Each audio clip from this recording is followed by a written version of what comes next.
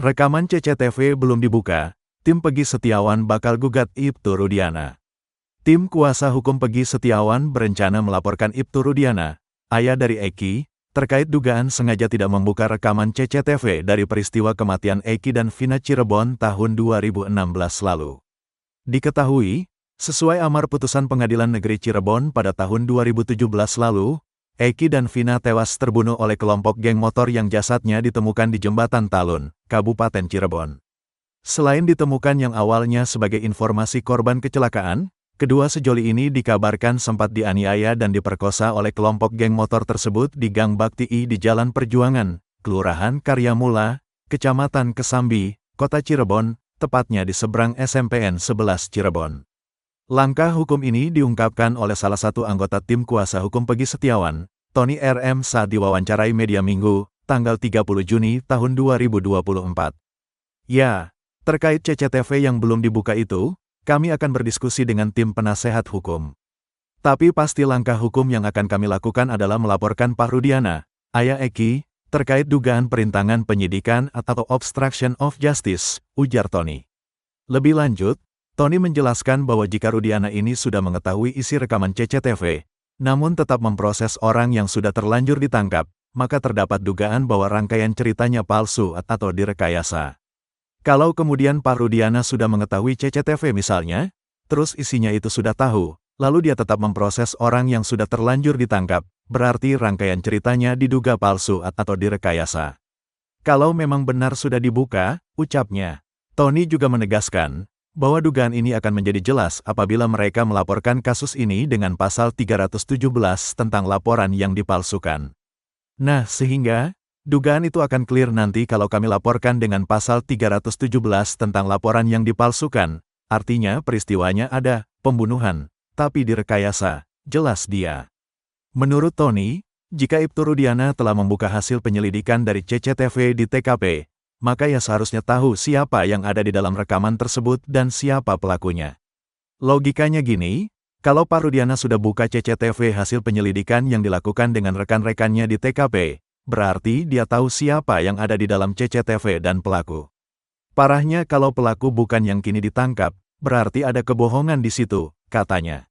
Tony menyatakan bahwa tindakan ini dapat dilaporkan dengan pasal 317 KUHP dengan ancaman hukuman penjara 4 tahun. Jadi tidak sesuai dengan yang sebenarnya itu bisa dilaporkan dengan pasal 317 KUHP dengan ancaman hukuman penjara 4 tahun, ujar pengacara asal Kabupaten Indramayu ini. Dengan langkah hukum ini, tim kuasa hukum Peggy Setiawan berharap agar kebenaran dalam kasus ini dapat terungkap dan keadilan dapat ditegakkan. Seperti diketahui, sidang kasus Vina dan Eki Cirebon yang digelar tahun 2016 lalu ternyata masih memiliki fakta mengejutkan. Dalam putusan Pengadilan Negeri Cirebon nomor 4, PDB, 2017 Petanyuton, CBN, atas nama 8 terpidana, disebutkan bahwa rekaman CCTV di lokasi kejadian ternyata belum pernah dibuka. Hal ini disampaikan oleh anggota tim kuasa hukum Peggy Setiawan, Tony RM, yang menyoroti kesaksian dua anggota polisi, Dodi Irwanto dan Gugun Gumilar. Tony menjelaskan bahwa dalam kesaksian Dodi Irwanto, bersama rekan-rekannya Ibtu Rudiana, ayah Eki, Bribka Gugun dan Brigadir Andi Saprudi, mereka melakukan penyelidikan di sekitar tempat kejadian perkara, TKP, setelah mendapatkan informasi tentang pengeroyokan di depan SMPN 11 Cirebon, Jalan Perjuangan, Kota Cirebon. Setelah itu, 8 terpidana ditangkap dan diamankan oleh saksi bersama rekan-rekannya. Namun, yang penting, mereka baru menemukan CCTV setelah mengamankan para terpidana, ujar Tony saat diwawancarai pada Sabtu, tanggal 29 Juni tahun 2024, malam. Dodi menyatakan dalam sidang, bahwa meskipun mereka sudah mengecek CCTV yang berada di lokasi kejadian, rekaman tersebut belum pernah dibuka. Hal serupa juga diungkapkan oleh Gugun Gumilar dalam catatan putusan pengadilan. Gugun juga menyatakan bahwa CCTV di lokasi kejadian belum dibuka. Baik Dodi maupun Gugun menjelaskan bahwa mereka bersama-sama Ibtu Rudiana saat melakukan pengecekan tersebut, ucapnya. Menurut Tony, fakta ini menunjukkan bahwa CCTV yang seharusnya menjadi bukti kuat justru tidak digunakan dalam proses penyelidikan awal. Artinya, bisa saja setelah CCTV dibuka, Pelakunya bukan 8 orang yang diamankan itu, jelas dia. Lebih lanjut, Tony RM menekankan bahwa kehadiran CCTV ini seharusnya dapat menjadi penentu siapa pelaku sebenarnya.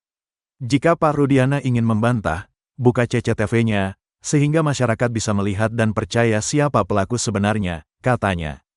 Tony juga menambahkan, bahwa kesaksian ini memperkuat argumen mereka bahwa ada kemungkinan kesalahan dalam penangkapan para terpidana. Berdasarkan keterangan 8 terpidana, mereka mengaku dianiaya. Jadi, bisa saja terlanjur dianiaya dan disiksa sebelum penemuan CCTV, ujarnya. Kasus ini semakin memperlihatkan betapa pentingnya pembukaan dan pemanfaatan bukti CCTV dalam mengungkap kebenaran di balik kasus pengeroyokan yang menewaskan Vina pada tahun 2016 lalu. Menemukan CCTV, bahwa saksi sudah mengecek CCTV yang ada di lokasi kejadian, namun belum dibuka. Fakta baru dalam kasus pembunuhan Vina dan Eki di Cirebon, Jawa Barat pada tahun 2016 lalu terungkap. Kepolisian ternyata menemukan rekaman CCTV di lokasi pembunuhan, namun belum pernah dibuka. Informasi ini disampaikan oleh anggota tim kuasa hukum Peggy Setiawan, Tony RM, pada Sabtu 29 Juni 2024 malam. Ia menyoroti kesaksian 2 anggota polisi, Dodi Irwanto dan Gugun Gumilar, dalam persidangan. Dalam kesaksian Dodi, ia bersama rekan-rekannya Aibtu Rudiana, ayah Eki, Bribka Gugun, dan Brigadir Andi Saprudi melakukan penyelidikan di sekitar tempat kejadian perkara. Penyelidikan dilakukan setelah mendapatkan informasi tentang pengeroyokan di depan SMPN 11 Cirebon. Setelah itu, 8 terpidana ditangkap dan diamankan bersama rekan-rekannya. Sesuai mengamankan para terpidana, kepolisian baru menemukan CCTV. Dodi menyatakan meskipun mereka sudah mengecek CCTV yang berada di lokasi kejadian, rekaman tersebut belum pernah dibuka. Hal serupa juga diungkapkan oleh Gugun dalam catatan putusan pengadilan. Menurut Tony, fakta ini menunjukkan bahwa CCTV yang seharusnya menjadi bukti kuat justru tidak digunakan dalam proses penyelidikan awal. Ia khawatir pelaku sebenarnya bukan 8 orang yang ditangkap saat ini. Ia lantas menantang Aibtu Rudiana membuka CCTV untuk membuktikan siapa pelaku sebenarnya. Kemudian diamankanlah 8 orang. Ya. Nah, setelah diamankan kemudian, jadi diamankan dulu nih ya. Nah, jadi kemudian saksi bersama-sama dengan rekan yaitu Aibtu Rudiana, Bribka Gugun, ya. Jadi Dodi Irwanto, Aibtu Rudiana, Bribka Gugun, dan Brigadir Andi Saprudin melakukan pengamanan terhadap 8 orang yang diduga telah melakukan pengeroyokan hingga meninggal dunia, yaitu saudara Eko, ya, terdakwa Sudirman, ya, kemudian Supriyanto, Hadi, Jaya, Eka Sandi, ya, Eka Sandi, kemudian di sini. Nah, kemudian setelah mengamankan, keterangan yang keduanya ini yang penting. Baru menemukan CCTV, bahwa saksi sudah mengecek CCTV yang ada di lokasi kejadian, namun belum dibuka.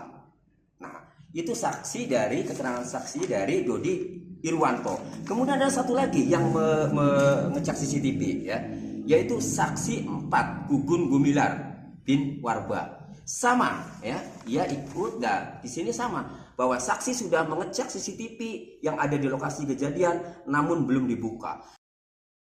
Menemukan CCTV, bahwa saksi sudah mengecek CCTV yang ada di lokasi kejadian namun belum dibuka. Nah, jadi di dalam putusan atas nama 8 terpidana ini, ya, sekarang udah menjadi terpidana. Nah, ini ada kesaksian dari anggota polisi, ya. Kesaksian dari anggota polisi, ya. Ini anggota polisi ini namanya pertama adalah Dodi Purwanto, ya. Nah, Dodi Irwanto, sorry, ya. Nah, Dodi Irwanto ini, ya, di sini menjelaskan bahwa, ya, saksi bersama-sama dengan rekan yaitu Aibtu Rudiana, Bribka Gugun, dan Brigadir Andi Saprudi melakukan penyelidikan di sekitar TKP. Dan 2 hari kemudian saksi mendapat informasi dari warga bahwa korban meninggal dunia akibat pengeroyokan. Yang awalnya ada pengeroyokan di depan SLTPN 11 Jalan Perjuangan Kota Cirebon.